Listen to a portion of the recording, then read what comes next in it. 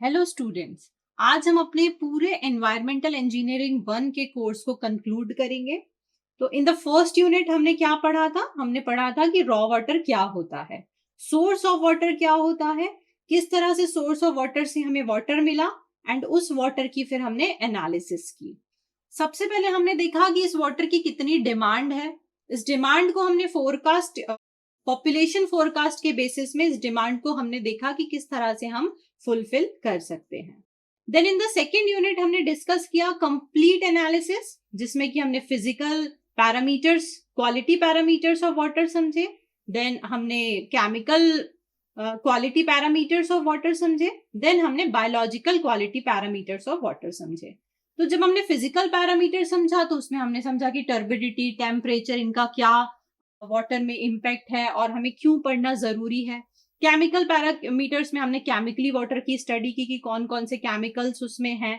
Then हमने biological characteristics को समझा वाटर के, ताकि हम पता लगा पाए कि वाटर हमारा डिसीज प्रोड्यूसिंग तो नहीं है, या इस वाटर को पीने से हमें कुछ बीमारियां तो जनरेट नहीं हो जाएंगी।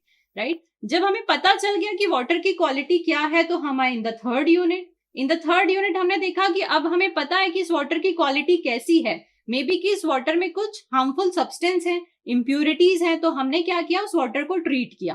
तो कंप्लीट ट्रीटमेंट की प्रोसीजर हमने थर्ड यूनिट में डिस्कस किए, जिसमें कि हमने देखा कि किस तरह से फिल्टरेशन होता है, किस तरह से स्क्रीनिंग होती है, किस तरह से एयरेशन होता है एंड किस तरह से डिसइंफेक्शन होता है। हमने सॉफ्टनिंग की प्रोसेस को समझे।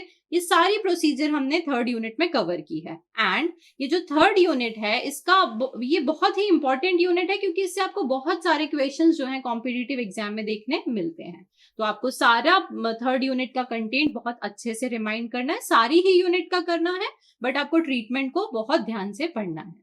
Then in the fourth unit हमने डिस्कस किया कि अब ये वाटर जो कि कन्वर्ट हो जाएगा हमारे यूज करने के बाद एज अ सीवेज, इस सीवेज का को अब हम कैसे डिस्पोजल करें।